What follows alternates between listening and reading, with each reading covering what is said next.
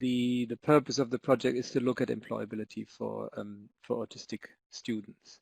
So I'm just gonna go straight into the slides after I've already been introduced.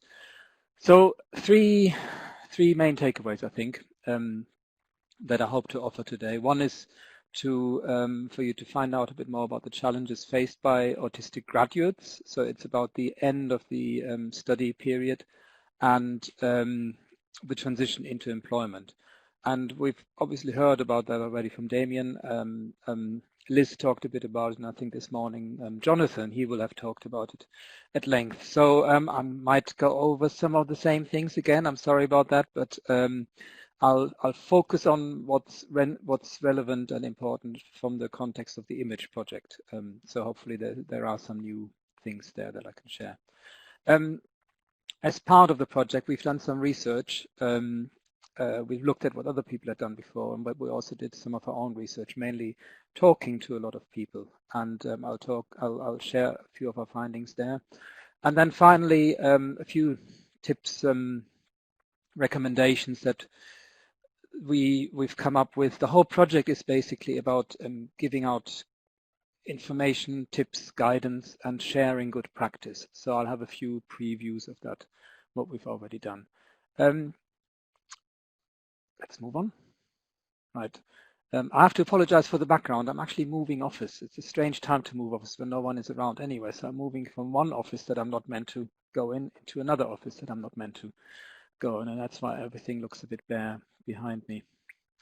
So the general storyline and journey of this is that we have looked at this for quite a while now, and we started out with the transition from school into university, and we found that young people found it difficult to enter university, not necessarily because of their interests or because of their qualifications, but because the transition isn't necessarily made easy, and it's not necessarily easy and straightforward to find the right subject and to understand what is involved in a certain course, and perhaps to get the support from school teachers, from parents who might be a bit cautious about sending their autistic son or daughter to university into a totally new environment. So there are a number of different barriers.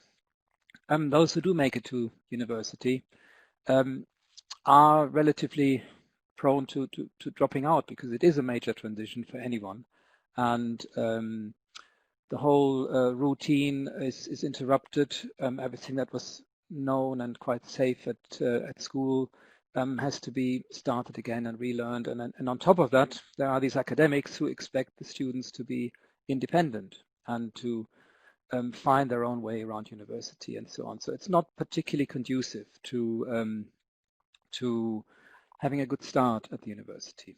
Then those who do make it through and who finish their degree may find it quite hard to find a graduate job and everything that goes along with it, and which is what I'm going to talk about mainly today. And then who do get into a job may find it difficult to stay within that job because, again, it's a new environment. There may be some challenges that they've never encountered before. So getting a job is not a guarantee that from now on everything is going to be fine. So it's equally challenging to stay in the job and make it through the first weeks and months. On the plus side, what we can see, what we can observe is the numbers are generally growing for all these different steps and all these different transitions and challenges. If you look at the professionals who are there to either teach or guide or support students or young people, we can find that their awareness and understanding of autism is growing, so that's great as well. And the general structures that are in place seem to be getting better as well. And so there are some positive messages there. Right. Just to explain a little bit about the context of what we've done. So I can't remember who introduced me, but she mentioned that there's the Autism and Uni Project that was from 2013 to 16, and that's finished now. And we looked mainly at the transition into university. And we produced some guides, some best practice guides, which are still very widely used across Europe.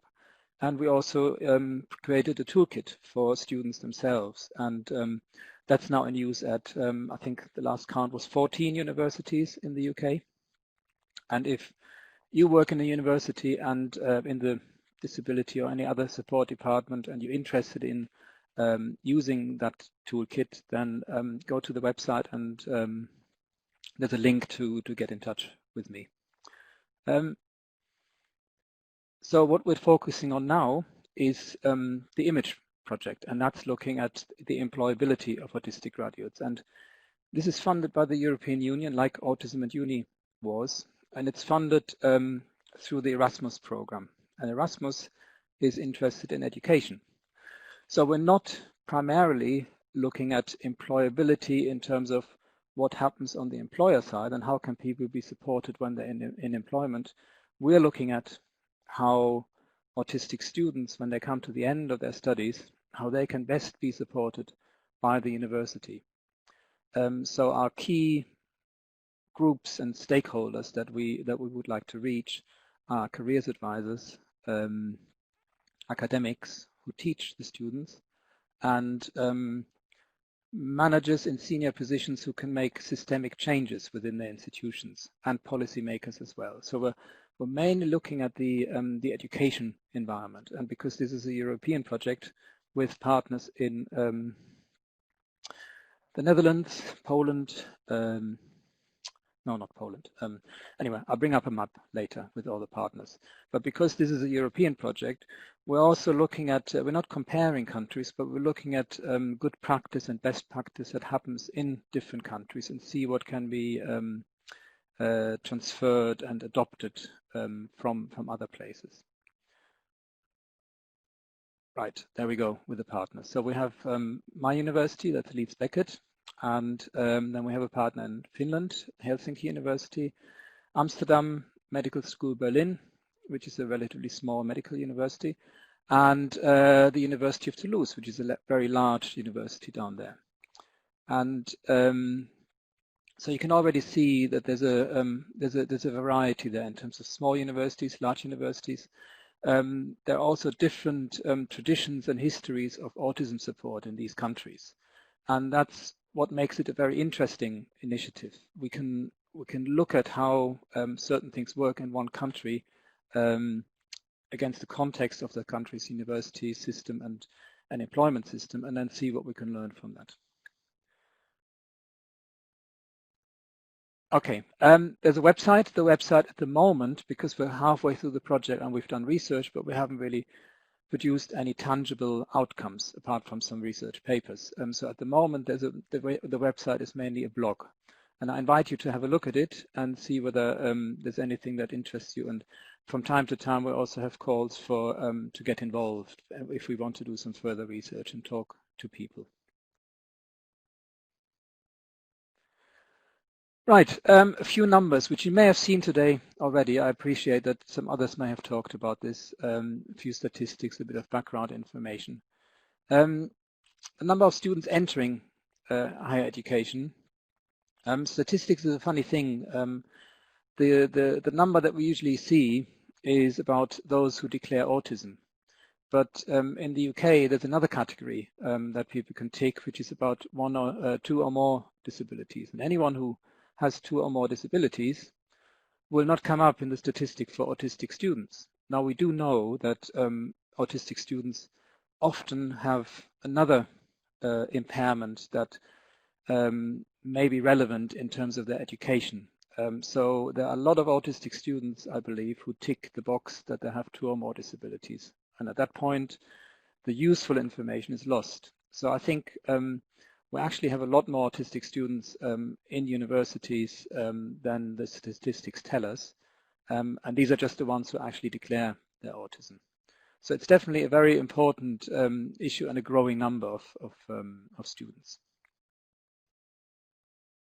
The other thing is study choices. So the statistic that we came up from Autism and Uni and also those who we are involved in the image research, is that we actually have 40% of students roughly on STEM subjects, 40% on arts and humanities, and 20% on other, which seems to those who don't work with autistic students a bit counterintuitive, because the general perception is that STEM is the area where you find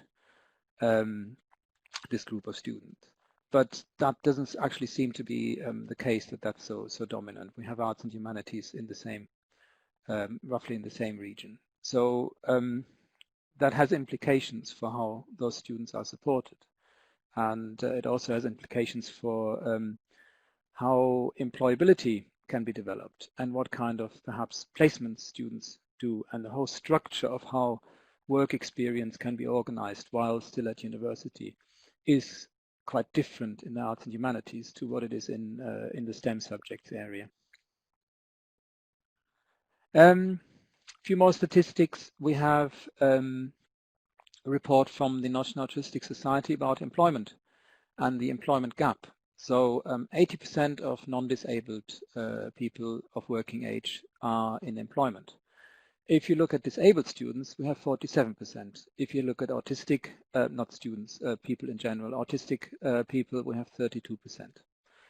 That is pretty much mirrored in the statistics by ACAS, who do a report, and we had a talk from Karen this morning, and who's been involved in writing this report for several years. So we have a similar number there, that if you look at students, autistic students, we are roughly at the same figure. 33% of those who graduate have a job after 6 months. What that means is that we have 67% who don't have a job after 6 months. And the other interesting thing from that report is that, I'm paraphrasing that here, it's not in one sentence, but it basically says autistic graduates are the group most likely to be unemployed, with that 33% figure.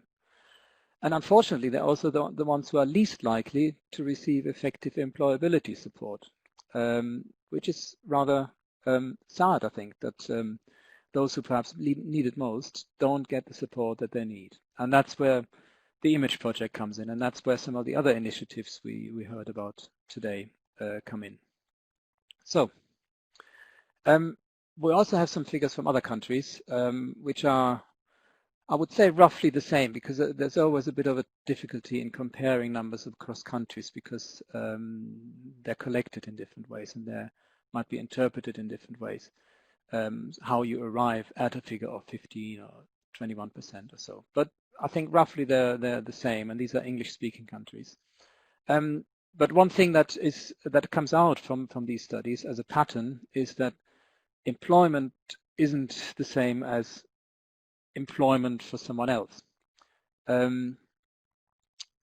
What seems to be happening is that there's what is called malemployment. So someone is in employment, but it actually does have not that much to do with the skills and the expertise that this person has, which they might have gained through a degree, and they're highly qualified, but they're in a job where most of their skills are not actually needed. Then there's underemployment, and that's somewhere where someone might be employed in the area that they would ideally work in, but they're not employed full time, or they're not in the job that they could do, but they're in a job that is much more junior to that. And the third one is that a general observation that the higher the education level, the lower the employment prospects. So there's a lot of effort going into supporting autistic students through university, to attaining a degree, but that degree does not necessarily translate into graduate employment, and doesn't translate into employment in the area that someone has become a specialist in. So there's quite a lot to do, and there's quite a lot to try to understand about what support currently is in place within the university at the end of someone's study, and how that support perhaps could be improved, and how the higher education system perhaps could be slightly tweaked so that the support is better and the outcomes are better. I think this is my final figure before I bore you all to death, is 1.2 million is the figure that's been picked out by this research paper, is the cost of caring for one unemployed autistic adult. Caring in the sense that that person might be unemployed. Well, the person is unemployed, so there needs to be some benefit there. It also has to do with support that family members may give, and over a lifetime, this is what it adds up to. So there's a real economical and financial, a good financial reason to help students get the employability skills and go into the job after university, after the initial time and effort and money spent on the degree. Okay, so now I'm sharing a little bit of the research that we've done, and that research involved looking at papers by some of the people who talked today: Damien Milton, Jonathan Vincent, Karen Coney. What we have is the different groups, and I'm grouping this by the stakeholders that we're involving in the Image project. So the first one, and probably the most important group for us, is careers advisors. And I just wondered, we have 60 people listening at the moment. Can you just raise your hand if you are a careers advisor in the interface? And maybe I can see raised hands. Can't see any raised hands. I can see them, Mark. There's 9 so far. People might be working out where to raise the hand. No. We've got to about 10, I think, in total. Damien, hit 10. It's 10. Okay. Yeah, sorry, wrong name. Hit 10. Yeah, it went. Good. 10. We've got 10. Thank you. So one of the things that came out is that many careers advisors said that with all the best intentions that they have, they actually lack the knowledge of how best to advise autistic students and what they may be able to do differently and what kind of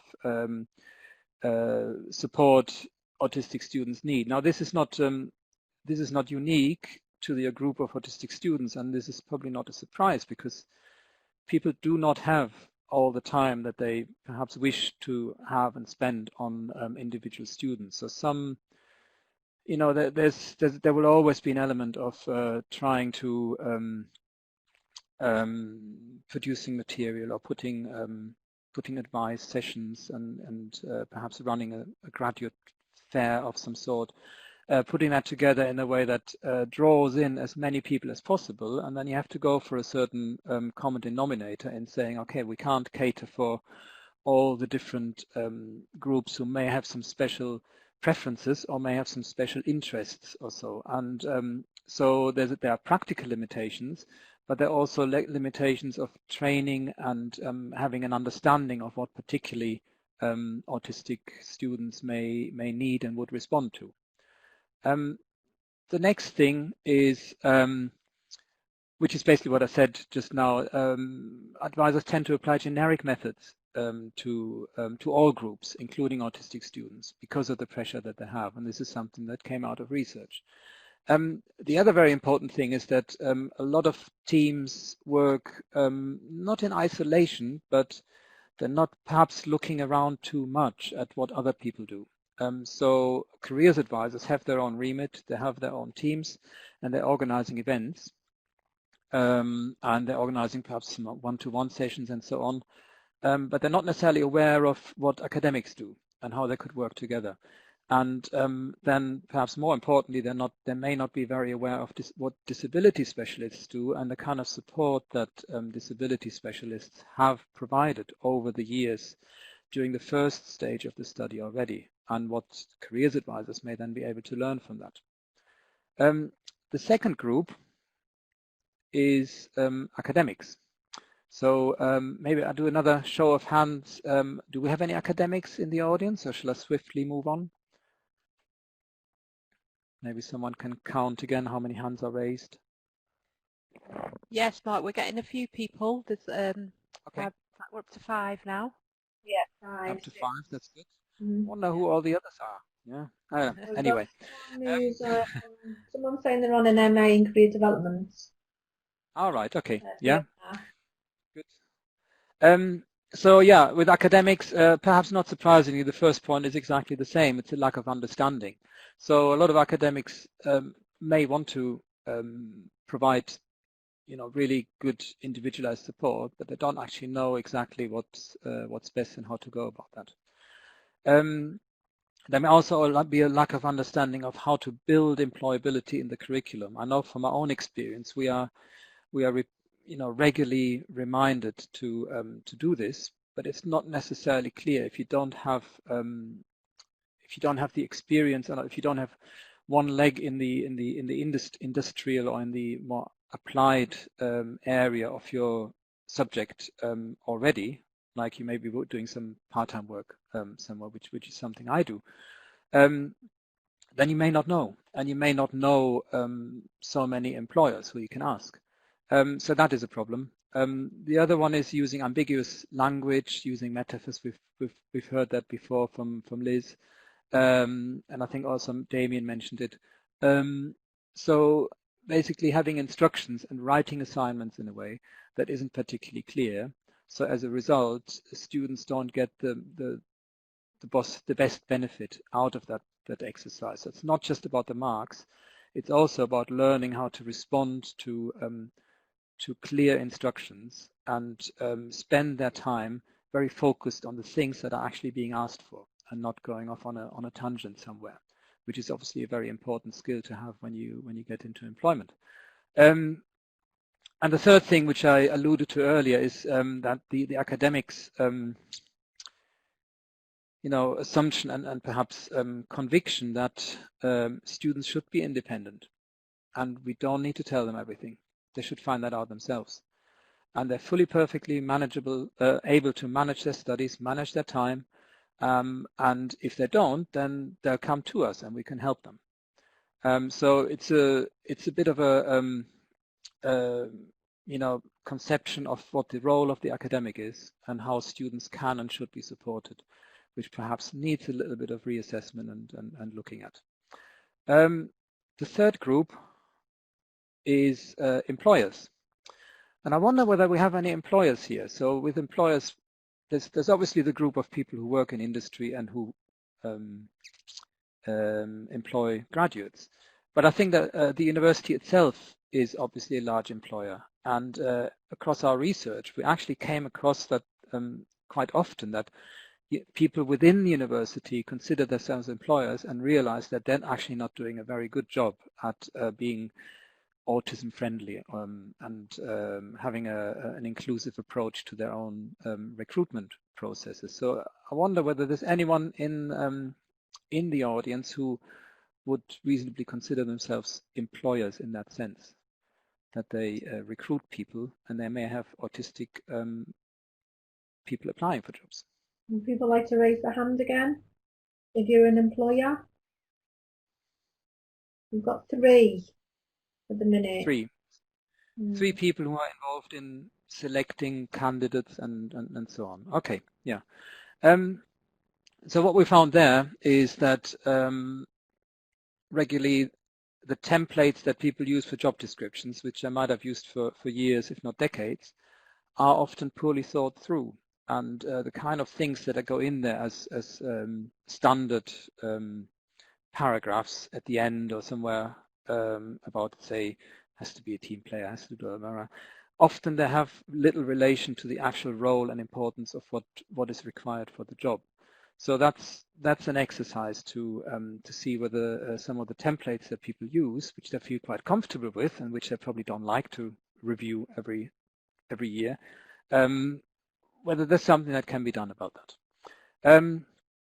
The other one, the second point, is interviews. There's a strong focus on soft skills or chemistry in an interview, when really ideally what the interview should be about is to see whether a person is the best person for a particular job, not whether I can get on with them if I meet them for 10 minutes and I get a good feeling afterwards. So there's a bit of a discrepancy between finding the best person for the job and organizing an interview to see whether it feels good.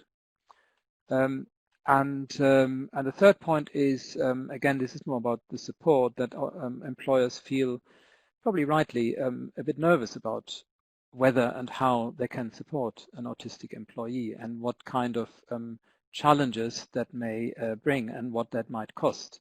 So, so I think there needs to be a bit of reassurance there for employers that over the long run, it can actually be a really good investment if there's some initial adjustments required and beneficial. So the fourth group, which some may say I should have mentioned first, is the actual graduate themselves. So it's the student or the graduate. And what our research has told us is that students tend to have a good subject knowledge. Not surprisingly, if they get to the point of graduating, you would think that they know a little bit about the subject area and can actually, you know, be a productive and good employee in the area that they've chosen. But they might lack employability skills, and they might find it harder than non-autistic students to get these employability skills or to get in a position where they can prove that they have them. The other point is that this was mentioned before is the idea of consistency in support.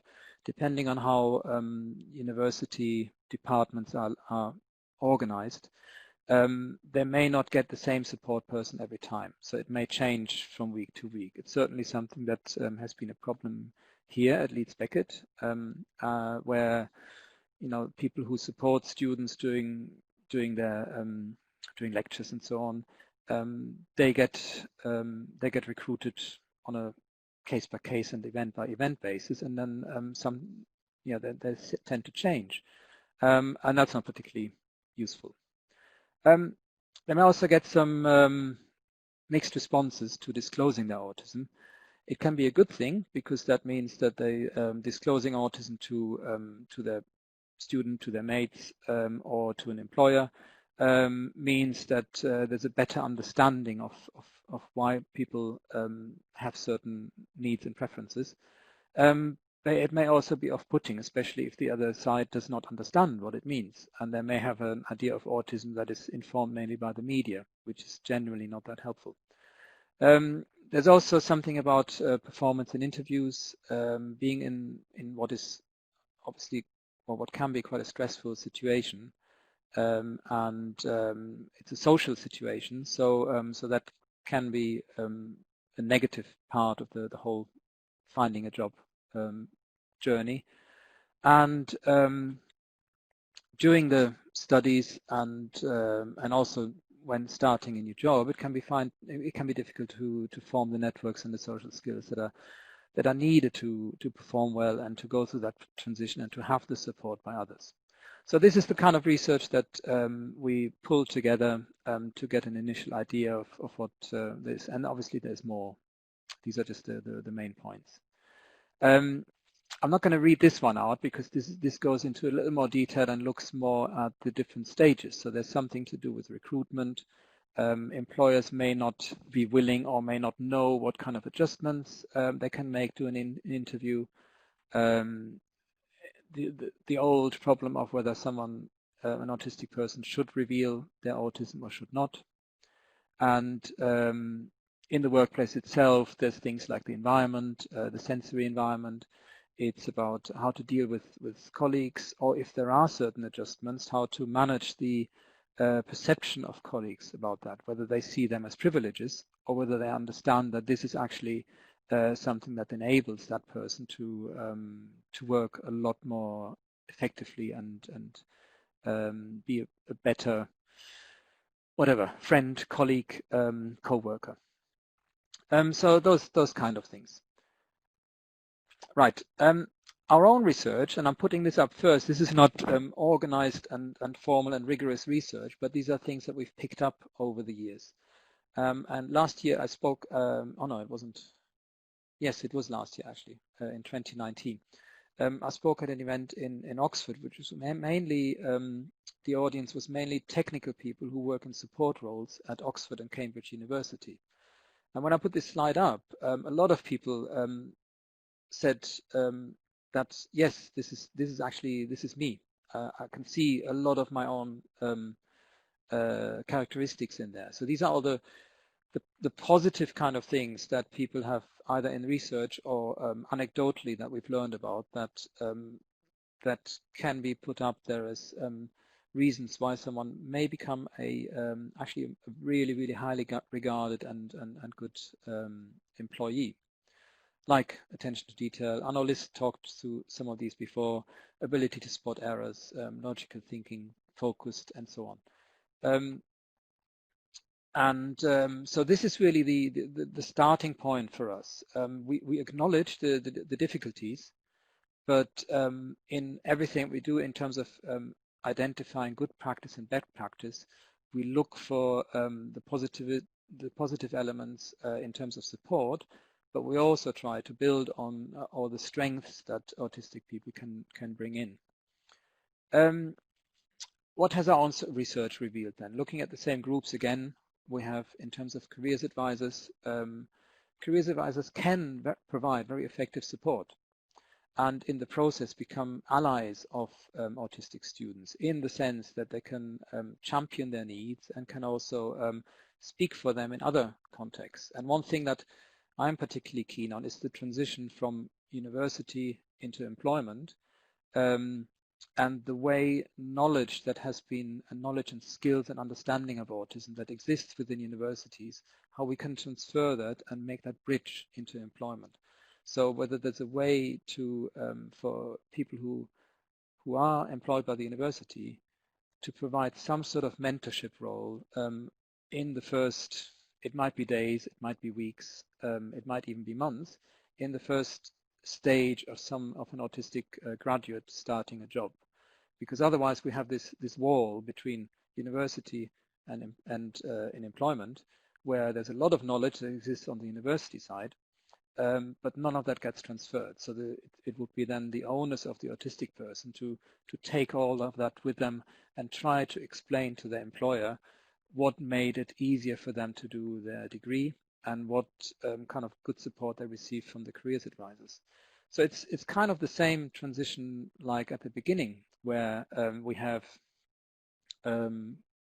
people come from school, where there's a lot of expertise for support, and all of that is lost by the time they get to the university.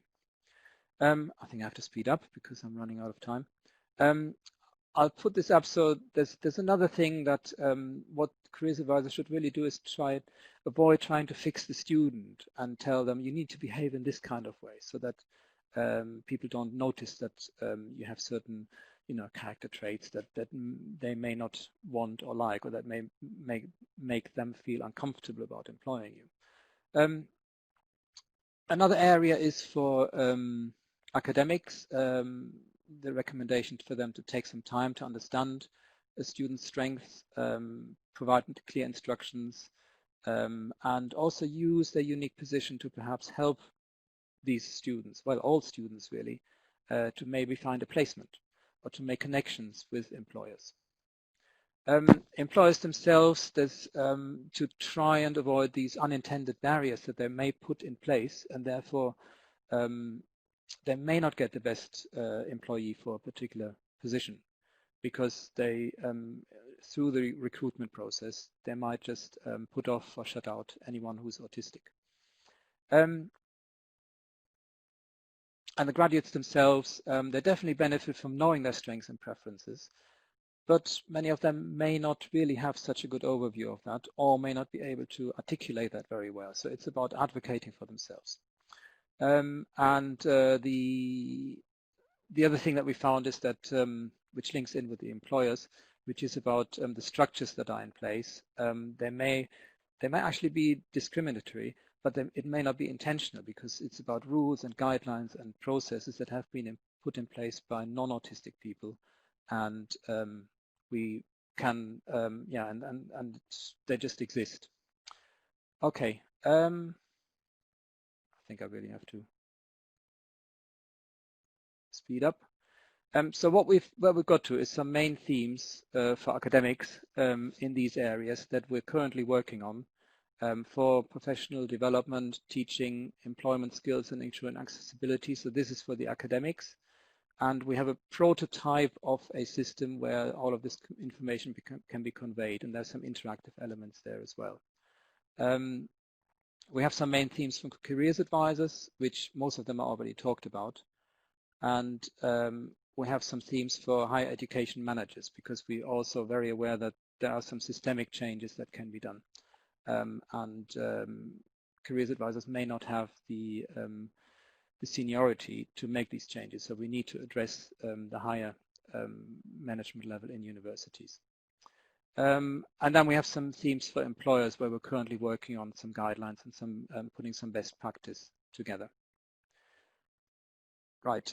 Finally, this is what I just want to spend a little time on. My final slide is some tips that we found are quite useful. So the first one is, think what you can change in your own practice without having to ask someone else. So if there are some small things that you can make, that you can do, they may have a big impact. The second one is to adapt your own practice. So once you've realized there's something I can do, make a little plan. Do something every week or every month and try it out, and thereby slowly have a constant change in how you do things. The third one is to see whether there's anyone who you've advised or helped with in the past, and see whether there's anything that you can learn from them. Get in touch with them and ask them what you could have done better at the time, or what was the most important thing at the time. Fourth one is translate from another sector. What we found is a few things came up again and again and again. So I think careers advisors can learn a lot from disability support people, and employers can learn a lot from careers advisors, and the other way around. So it brings in with the fifth point as well, break down silos. Make sure that you talk to other people who have something to contribute and who have some experiences that may well relate very well to your own needs. Share what you know with others. And number 7 is involve autistic people, students, graduates in all your decisions, because at the end of the day, they are the ones who should drive this.